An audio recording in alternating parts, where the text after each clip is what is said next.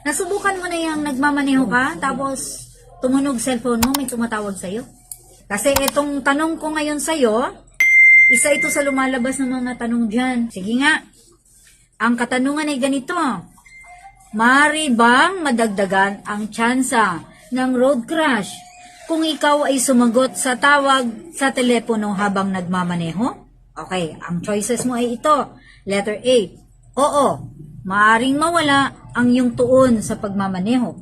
Letter B, hindi, hanggat kaya mong pagsabay-sabayin ang dalawang gawain.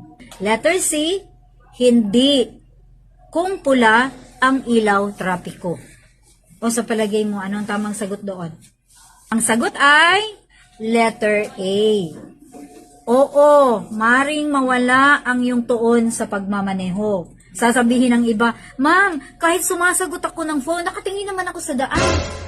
Oo, pero yung reaction time mo, kuya, mahuli ka lang ng kalahating segundo, pwede na tayong maaksidente. Kasi kapag kahit naka-earphone ka, may sinasagot ka, may kinakausap ka, ang attention mo kalahati, kahit nakatingin ka sa harapan.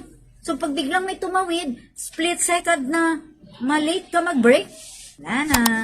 Kita naman kayo sa police station, ha? Mabuti sana kung magkita po sa police station. Oh.